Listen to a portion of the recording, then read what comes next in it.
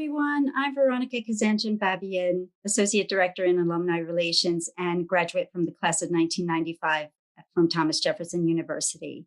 It's my pleasure to welcome you to tonight's program, The Power of the PPE Pivot. COVID-19 affected everyone's lives in more ways than we could have imagined. Tonight, we will explore how 4 distinguished alumni sought to make an impact by pivoting their textile businesses in order to produce much needed personal protective equipment, or PPE for short. We're thrilled to welcome our panel, who collectively have approximately 145 years of textile industry experience. That's remarkable.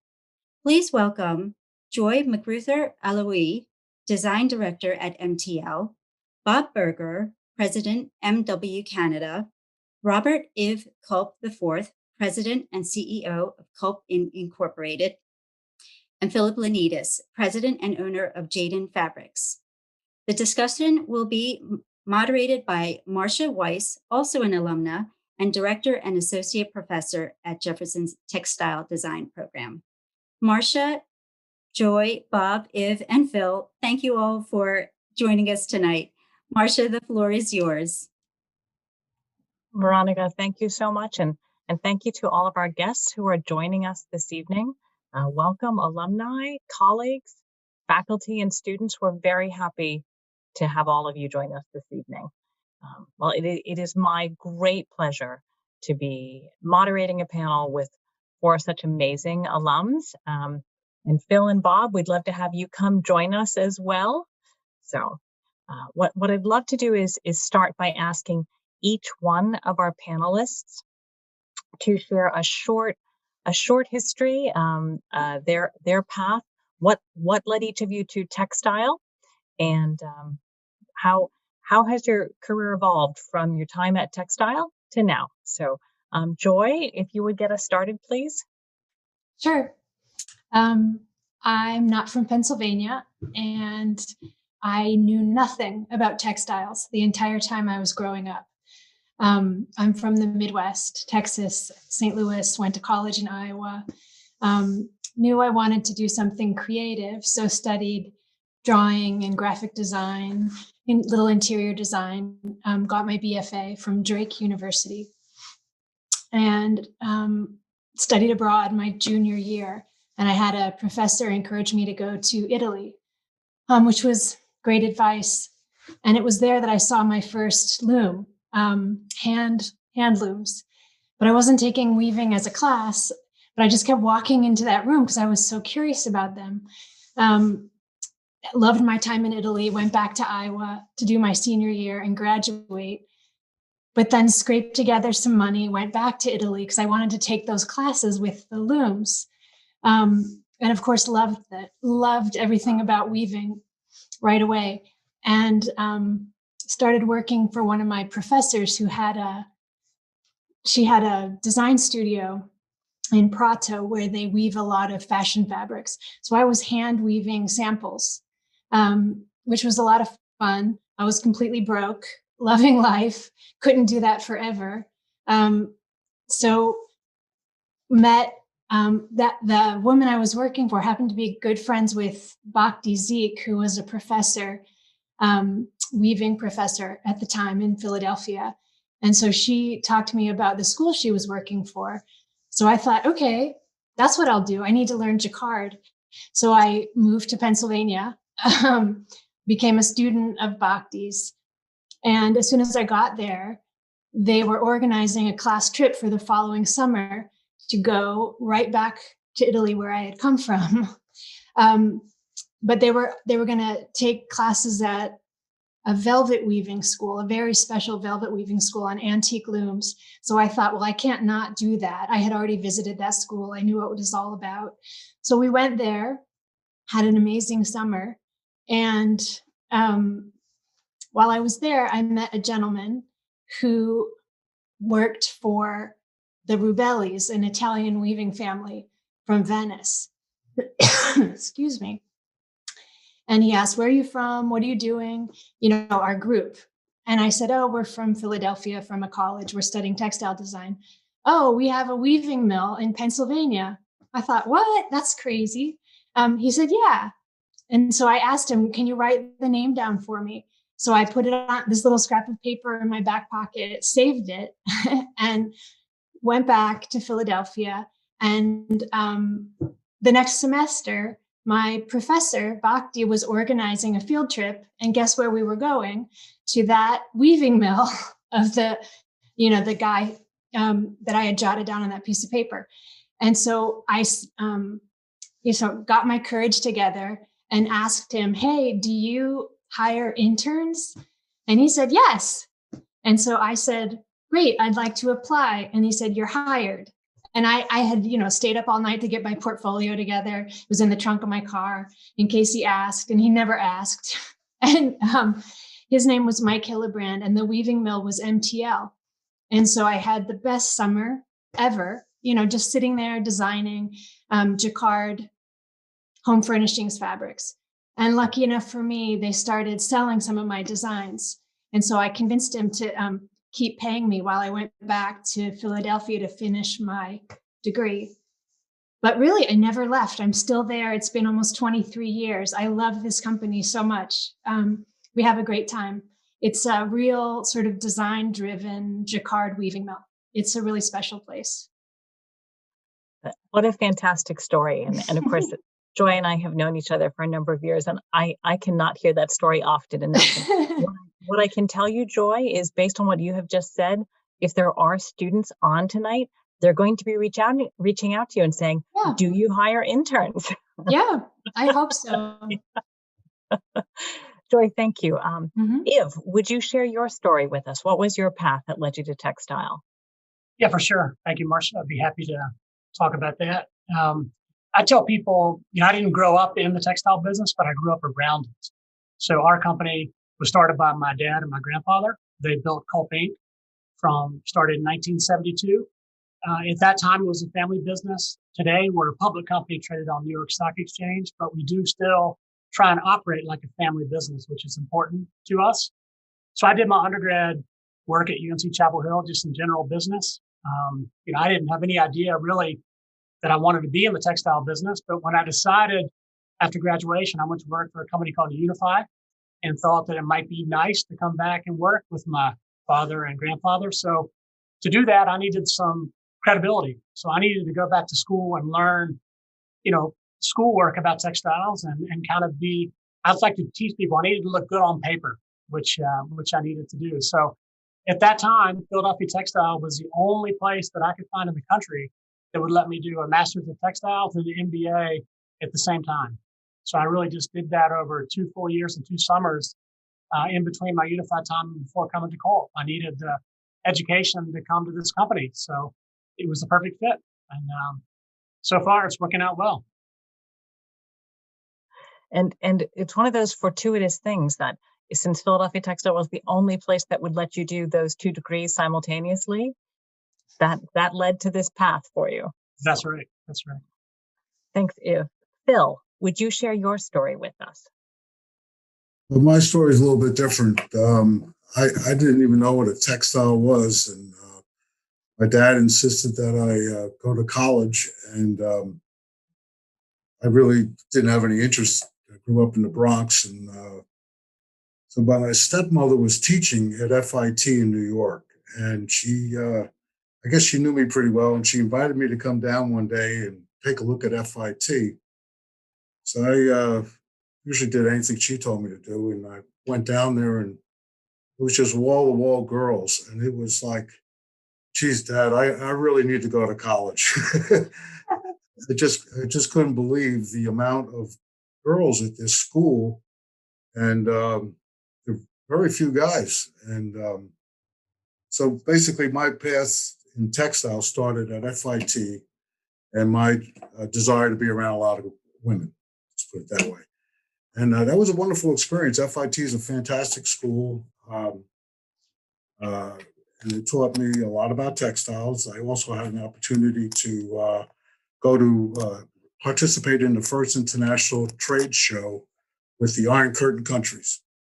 And I was a model for Levi Strauss. They took 6 students with them And I went down the runway 3 times a day in front of 15,000 people. And being the cowboy in 1968, that's all I thought Americans were. And we spent 3 weeks in Moscow, a week and a half in Prague, and a week and a half in Warsaw. So I really truly know what it was like to be Mick Jagger. I mean, it was very invigorating. So I started to get serious about this textile thing, and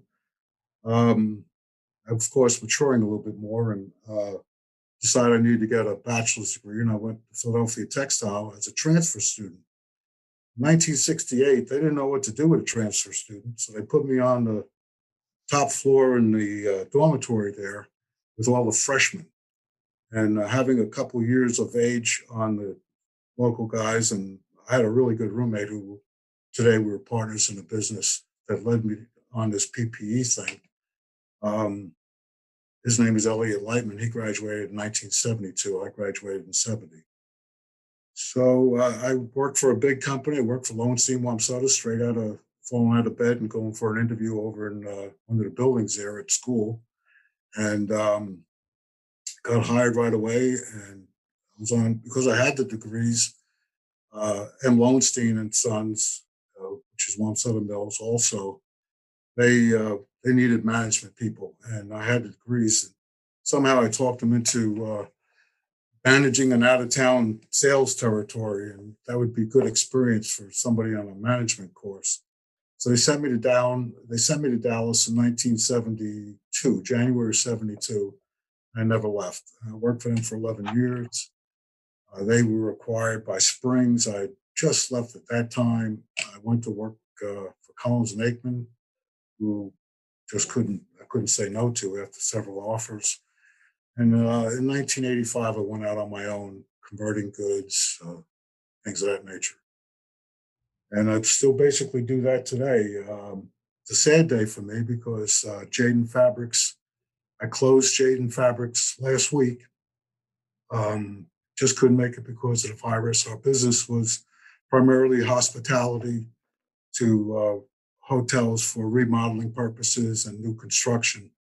So I think by Friday we'll be completely out of here. We disassembled all the equipment, and so Jaden didn't make it. But I have another business that we're focused on PPE and some hospitality with sheets and towels that they're now starting to purchase. So that's it in a nutshell, basically.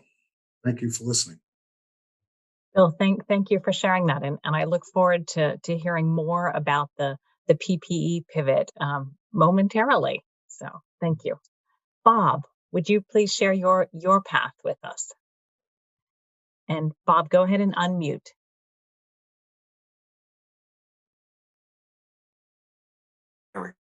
There we go.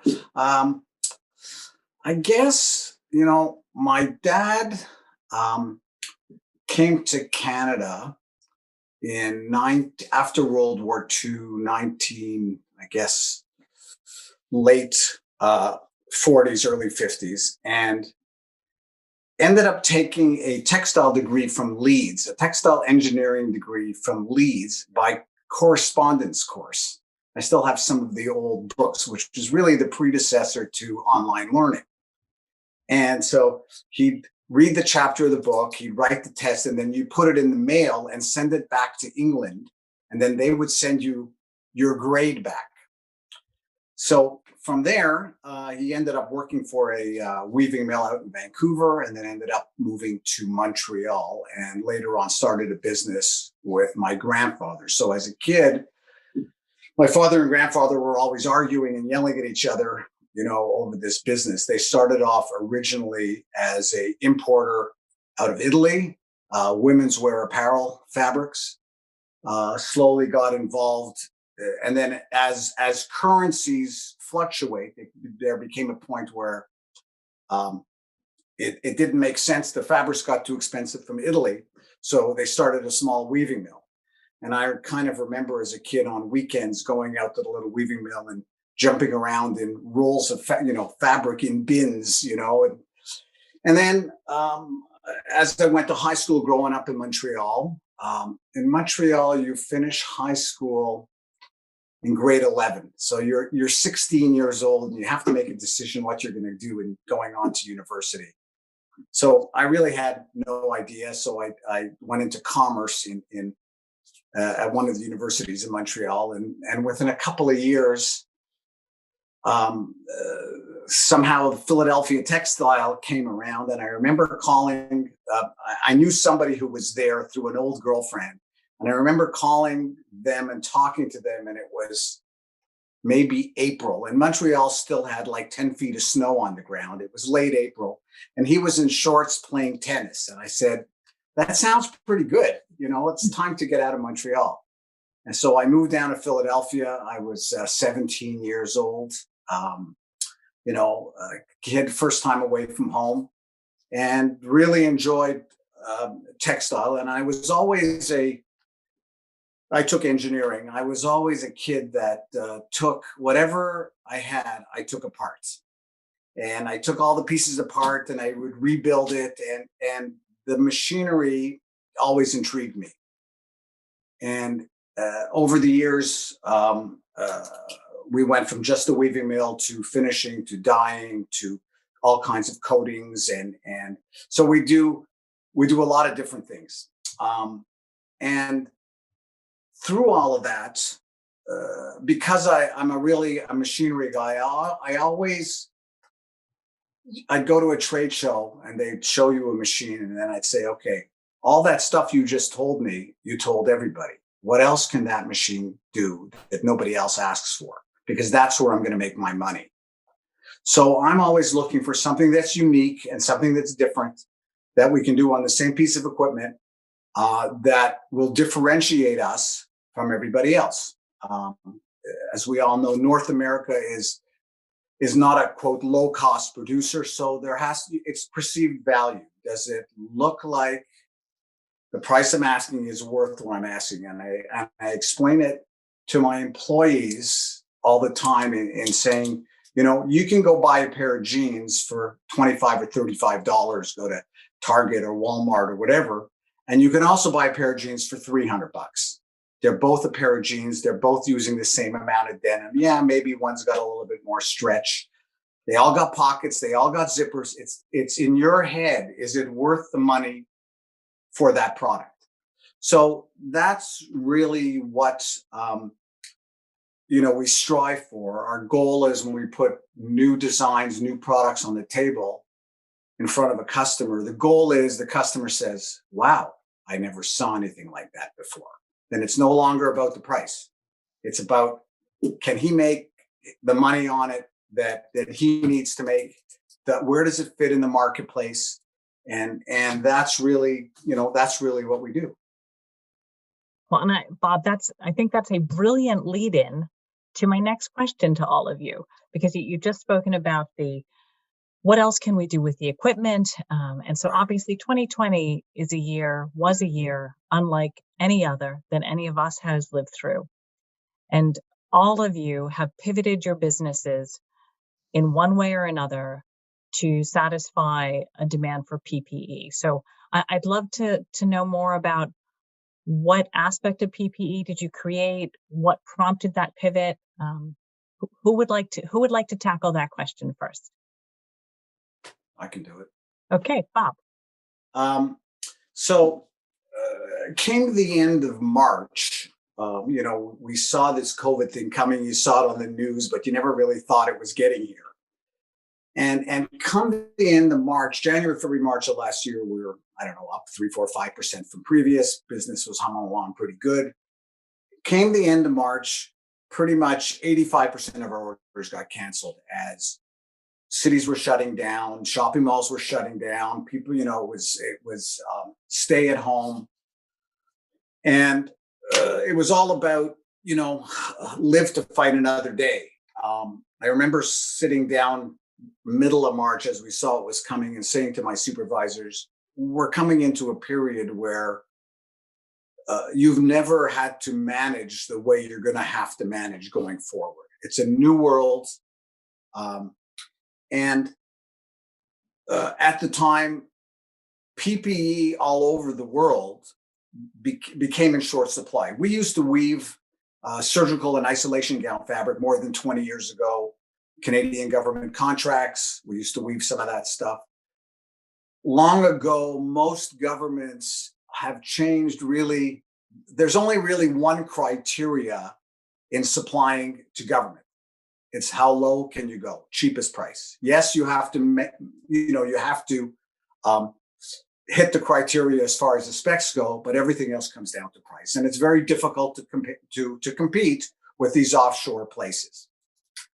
So Canadian government, of course, needed PPE. It was like the Wild West out there. They couldn't get delivery. Placing orders is one thing, getting delivery is something else. So we went back at a lot of the old files. We saw what was there. We had lots of calls from every garment manufacturer, every furniture manufacturer, anybody who had a sewing machine wanted to get into the PPE business to make the stuff that frontline people needed. So we did a lot of work, and it took us about 6 weeks because in Canada, there was only 2 testing labs that could certify you by passing the test, even though we knew we passed them inside, by doing our own testing. We switched over probably 60% of our looms because not every loom could weave these constructions. We went to 7 days a week, 24 hours a day. We did all the package dyeing, we did all the weaving, we did all the finishing, but at the same time, you also all of a sudden have a whole new group of customers who you didn't have credit lines on before. They weren't your regular customers. Who's good and who's not good? You still want to get paid. So it was quite an interesting period through these government contracts. Now, we produced a really large volume, and then slowly our regular business started to come back, because in most jurisdictions where they would do lockdown, they would keep Depot and Lowe's and some of the big box stores open, and a lot of our product sells through our customers through big box stores. So surprising to us, our regular business started to come back. So as the government contracts finished, while we were coming to the end, we did a lot of development on more upper end PPE. I don't need that kind of volume that we had before, where there wasn't a lot of money. We took those orders to keep people working. Mm-hmm. So now we're making things with silver in them. We're making things with copper in them. We're doing all kinds of other unique items that, again, have value, which is similar to our regular business. What can we do that's different than other guys that are out there? So the PPE really, I think, for our employees, supervisors, employees, they see that we made a huge effort to keep them working. That's number one. And that life changes and everything changes all the time. And just developing new product is something you have to do. You can never stop. So that was our story on it. It's certainly, new product is the lifeblood, isn't it? Yeah. So, new product is always a lifeblood, but new product is always in development, but not when you go from, all of a sudden your old product completely stops and you have to go to something completely new. Usually there's a curve, right? Something new comes, the new stuff comes in, the old stuff goes out. So it was quite an interesting year, and will be another year, I think, till this is all over. If I'm curious as to how similar or dissimilar this is from what you experienced with Culp. Yeah, I would say, thank you. A lot of similarities to Bob. When, textiles, I will say, maybe a slight difference. In our business, we sell fabrics to furniture and bedding customers for the home. And sadly, we survived plenty of crises. I mean, there have been many things that have impacted textiles for our 50-year history. So not to say this was just another one, because this one certainly felt different. There was a period of time, as Bob mentioned, where all of retailers that we ultimately sold to were closed. It's like the world kind of just stopped. But fortunately, I think people that have made it 50 years in textiles kind of know how to get through things. And it's not an option to close. It's just not an option. So you look at how can you service customers? What can you do?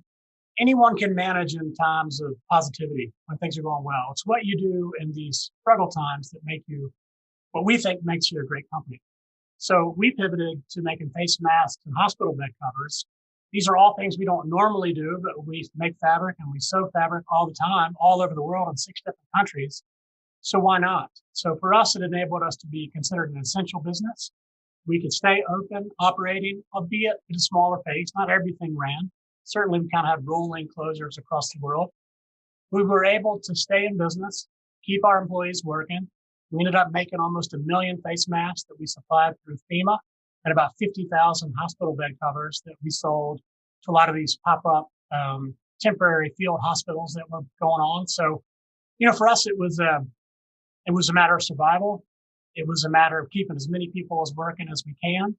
It was about being essential to our customers, and it was about proving that we could do it to ourselves. So certainly our business, like Bob's, has gotten much better. And today our core business is strong. Anything for the home is going well. But that pivot to PPE kept us in business today. I'm convinced of it. Helped us manage our cash and certainly taught us another lesson of how to navigate troubled waters. And our company just gets better. You get better by going through things like this. So I'm grateful. I think that's a wonderful perspective, and to be able to look at it through that lens of being grateful for the positive lessons learned during a very challenging year. Joy, I know when you and I spoke, we talked about creativity and flexibility. Would you share the approach that you and MTL took? Sure. MTL, again, we're a medium-sized custom high-end weaving mill for the home furnishings market. Our president and owner, Michael Hillebrand, does a few small specialty projects for the medical community. So right away, that allowed him to keep MTL open during the stay-at-home orders. We have about 95 employees.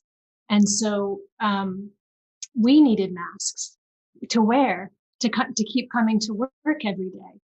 And so we couldn't find them. This is mid-March. We didn't skip a beat.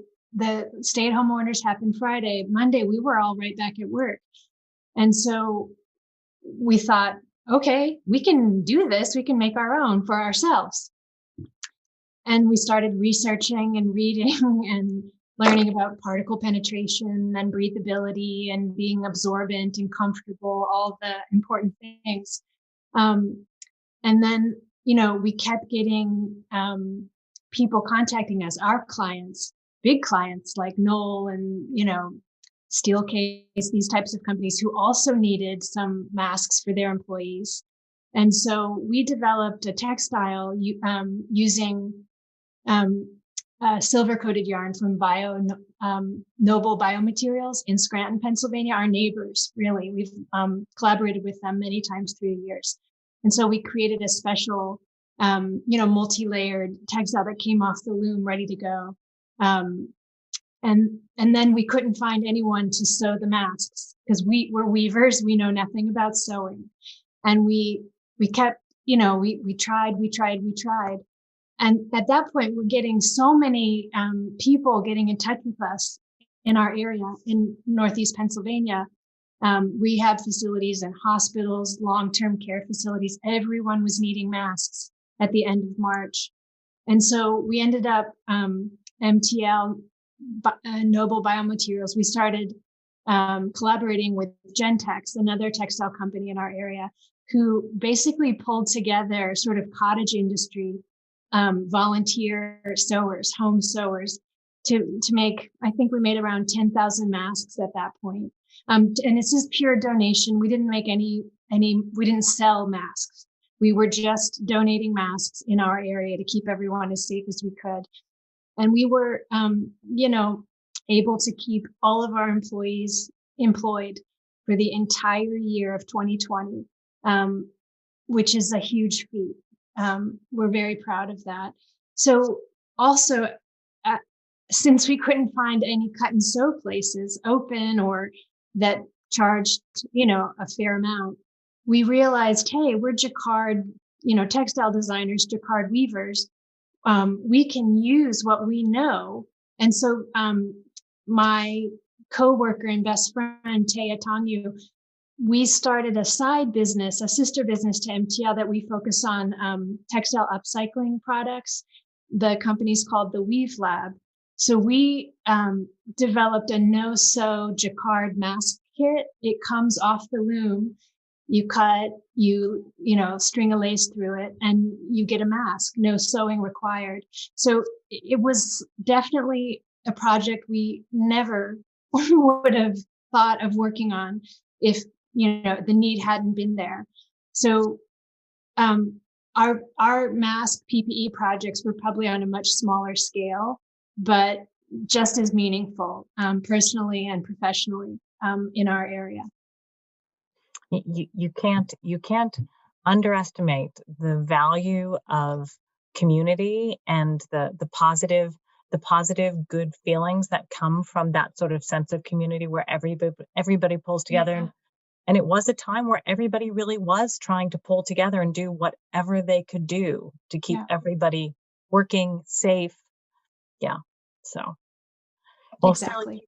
Phil, you shared already that you're closing one business and still running another. So what was 2020 like for you, and what is that path forward? I wish I could have the same sentiments that Bob and I have as far as having a domestic print plant that made polyester prints for draperies. But Jaden just didn't make it. It's just, there's no way around it. What we did venture into in my other business, which is the Innova Textile, where we have a patent on producing 100% green cotton. We have several U.S. patents, a patent in the UK and a patent in India, where our production is. We were asked we primarily sell to distributors for hotels, and they asked us to make masks very quickly out of the green cotton product that we were weaving. And so we did sell a substantial quantity of those masks initially, but as that industry developed domestically, the need wasn't there.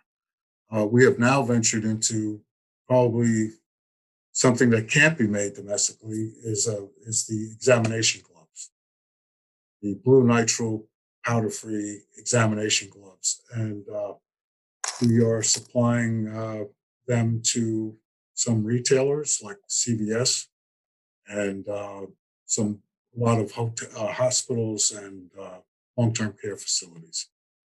So I'm basically an outsider when it comes to anything domestically at this point. But that's, you can't make an examination glove domestically.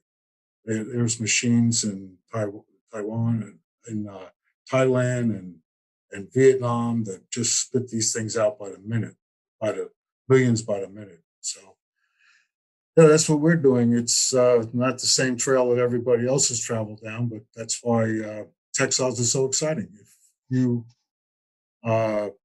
can't do something today, but tomorrow always has another opportunity. I've never been in apparel, so I've never been in the fashion part of the textile industry. I've always been in home furnishings related products, and that's always been more stable, I thought. The guys in the office when I was working for big mills, they either had a great month or a bad month or a great year or a bad year, and I'm schlepping away with bedspread manufacturers and tabletop manufacturers whose business was always pretty consistent and non-seasonal. And so, my path has been a little bit different. I applaud both Ive and Bob and Joy for being able to turn their factories around to address immediate needs. And I think it's fantastic. And anybody who's interested in textiles, first they have to know about it. And, it's a fascinating field. It's a growing industry. I mean, I've been all over Asia and China. started going to China in 1998, making baby products for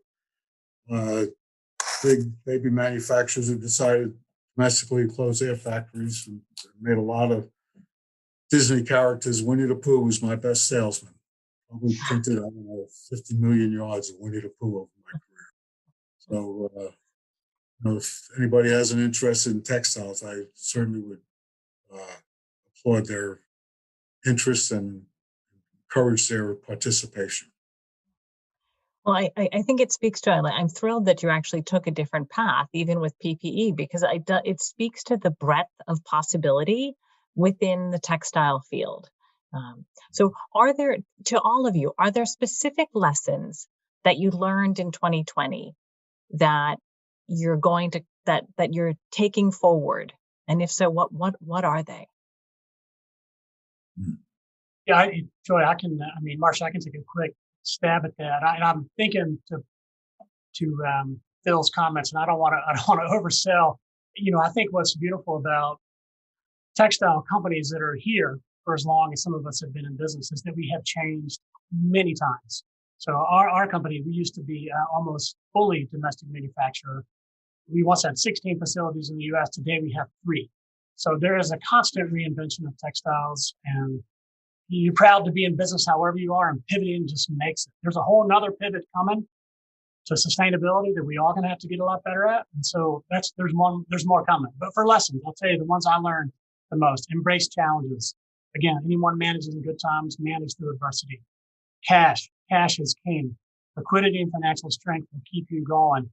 Have options in your supply chain. Don't be tied to one source. Leadership matters. Don't forget that. People and company culture overcome anything. And then business has a positive impact on the community. So don't ever think that what we do isn't critical to making our country better.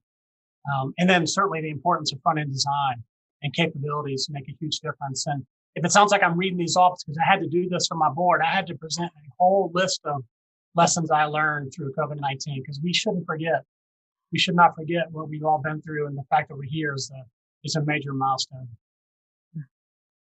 Yeah, thank you. Thank you for that really positive, optimistic thought looking backward and looking forward.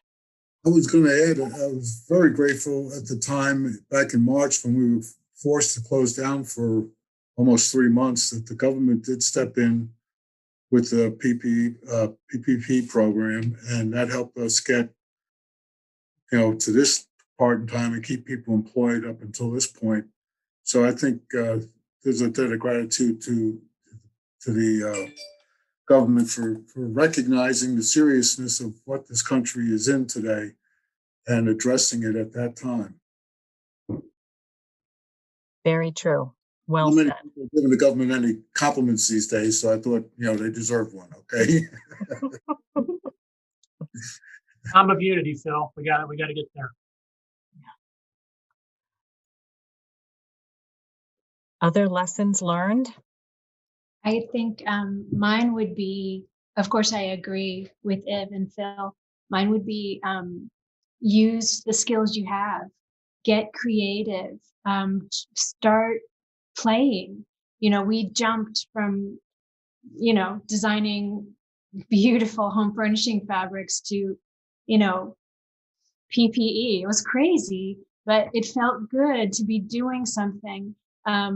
Also to help, keep ourselves safe, all the coworkers and friends that I spend every day with.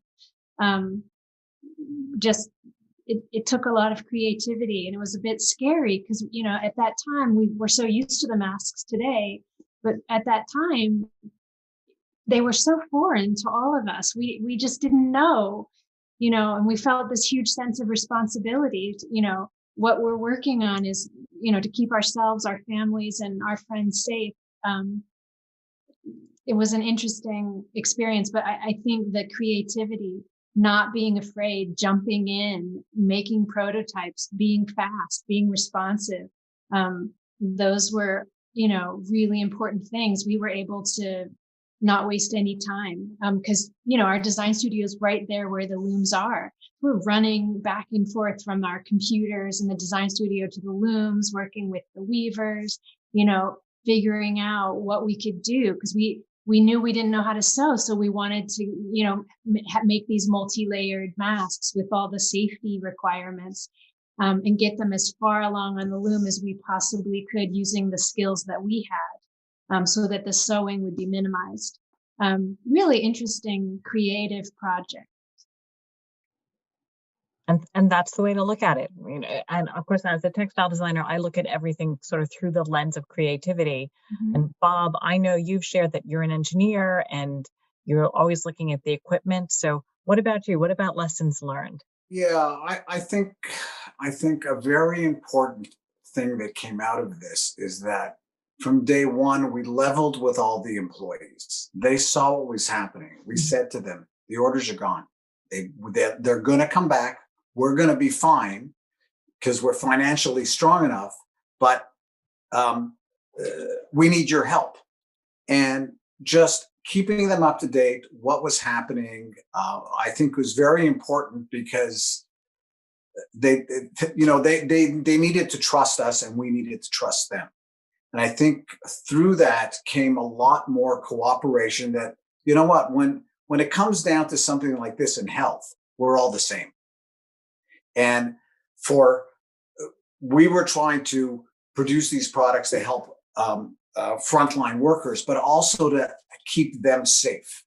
And we, all the protocols of cleaning and masking, and we're really still very, very conscious about that, because COVID is still out there. It didn't, just because we have a vaccine, didn't go away. Mm-hmm. And it's just real important that they understand why, they understand what we're doing, and they're either a part of the success or they're a part of the failure. So we need them to be part of the success. And I think, 99% of them were very grateful that they were able to work. Whether at the beginning they were coming to work 1 day or 2 days a week, but at least they were getting out of the house till we got everybody back. Because, being tied up at home is also not such a good thing. And we're starting to see the mental health issues, because of that. So. Yeah, excellent. What I'm hoping all of our participants, all of our attendees can tell is that there's a lot of passion, a lot of enthusiasm, a lot of creativity and flexibility amongst all of our panelists. And we have a bit of time here at the end to take some questions from the audience. I think that there might be some questions already. I've got a long list of questions, but I'm going to see if Veronica, if we do have some questions. So she's just posted, feel free to type in questions in the Q&A at the bottom of the screen. And so while we're letting people do that, one more question to all of you. So what do you know now that you didn't know a year ago? Or what do you know now that you wished you knew a year ago? That's a good question. Well, Marcia, I told you when we talked before, they say the definition of experience is learning all the things you never wanted to know. So I think we all have lessons and things we wish we'd have known. I wish I would have known how fast our core market might have come back.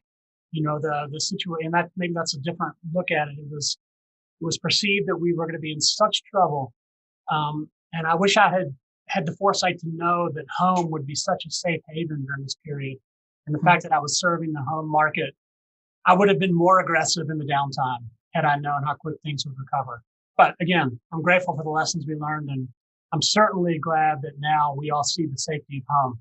That's a terrific thing for our business. It's a great point. Any other things that anyone else want to share? What you know now that you didn't know a year ago? I think that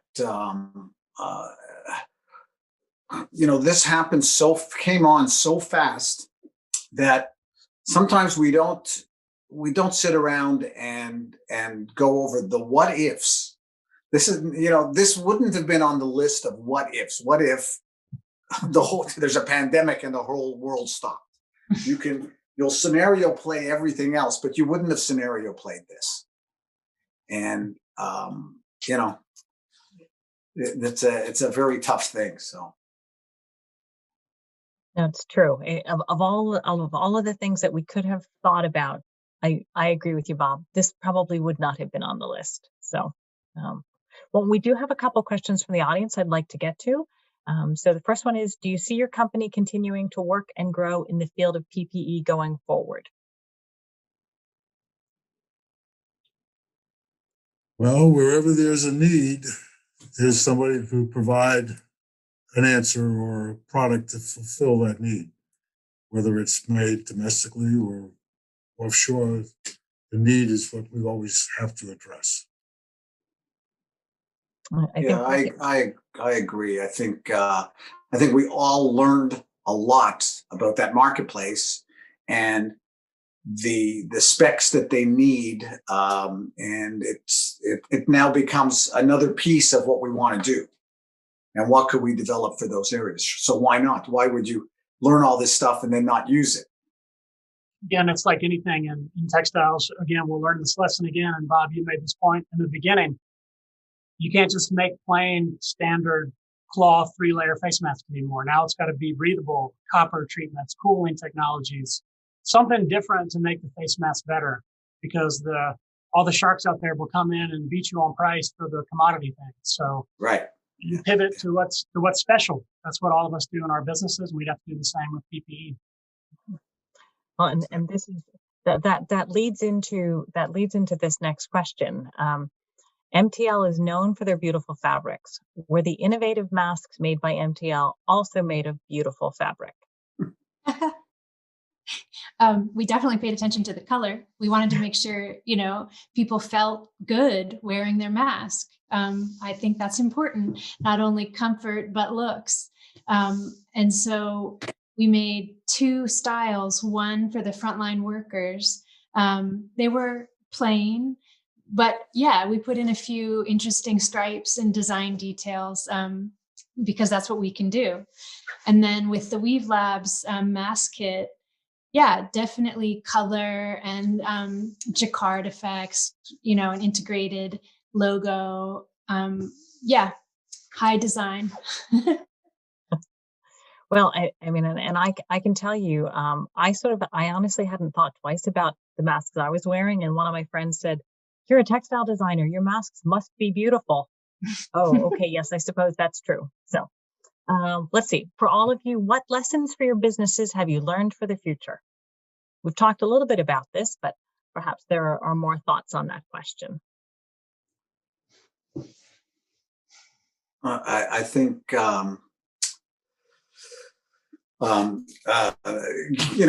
that being well financed,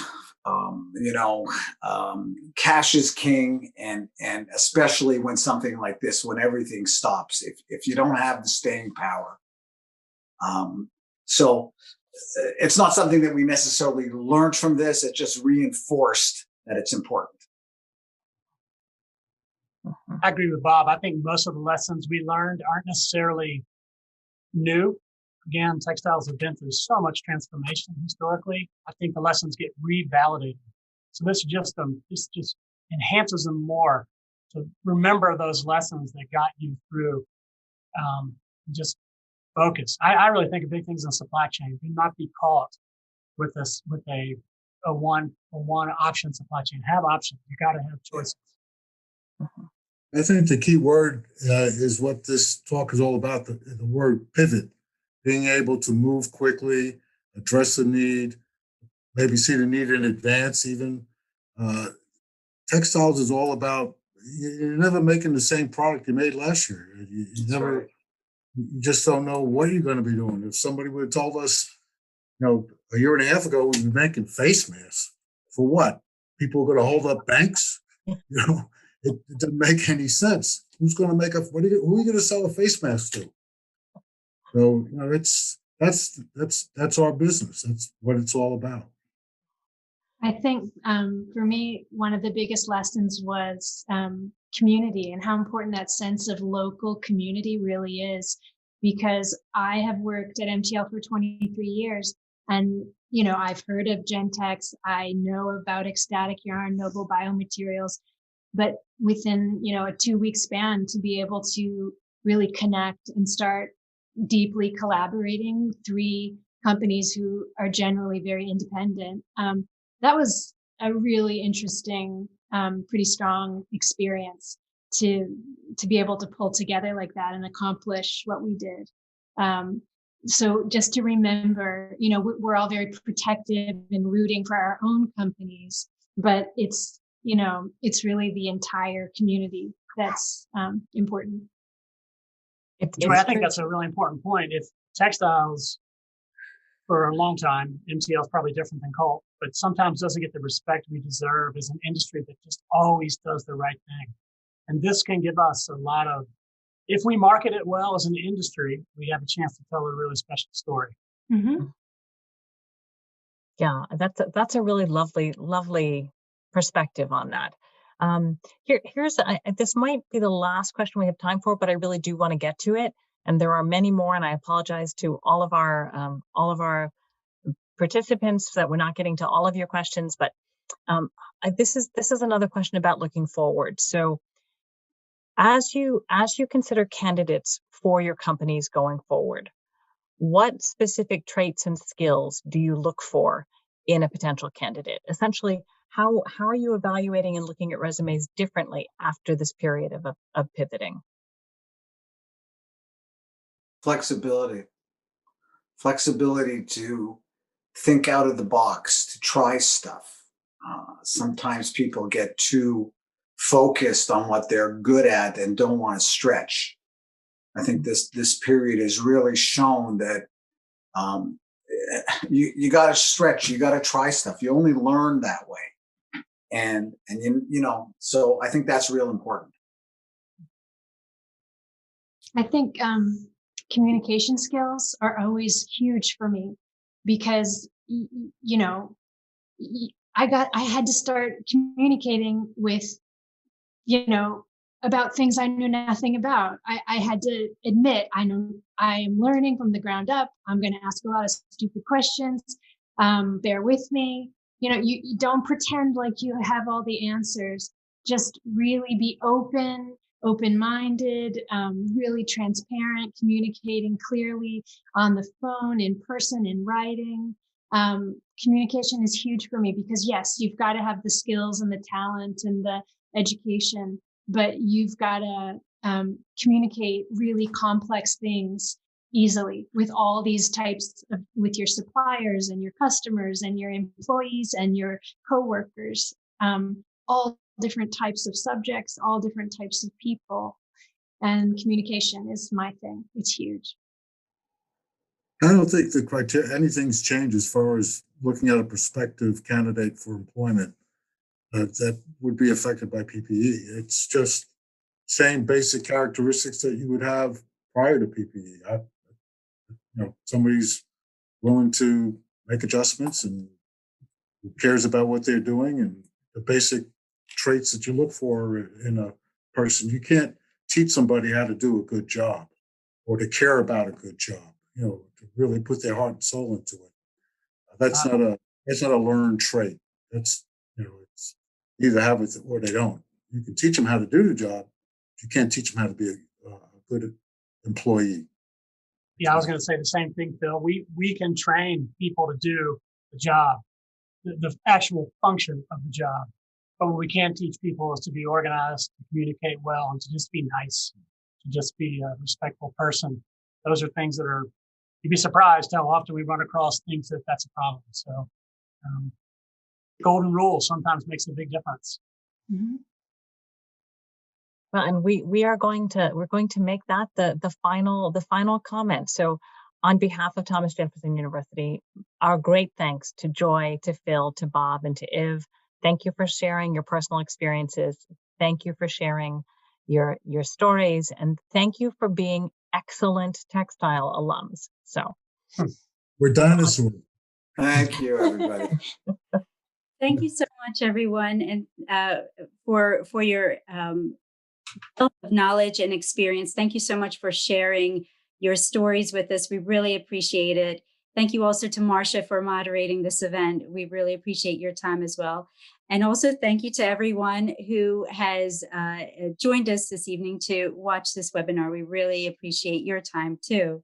And you'll be able to complete a survey of this webinar afterwards. And the recording of this will be available on the Jefferson Alumni YouTube channel within the next 24 hours. And I'm just going to share some upcoming events for everyone. So I hope you'll be able to join us on some of these upcoming events. We've got Understanding Disparities in Healthcare. That's on February 16th.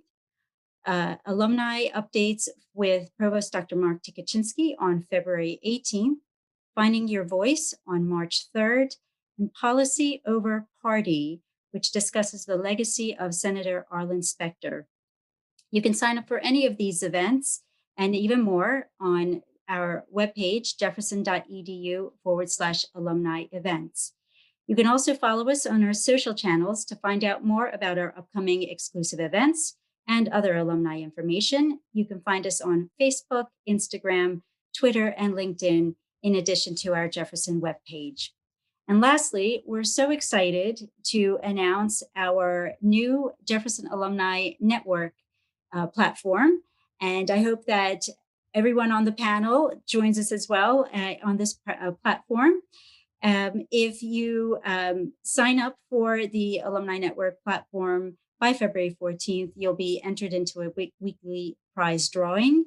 And you can look into everything from your names, majors, class years, specialty, region, and more to find out what's going on with your fellow alumni. And that's all for me. Thank you so much again, everyone. We really appreciate your time. Have a great evening. Stay well and stay safe. Thank you. Thank you.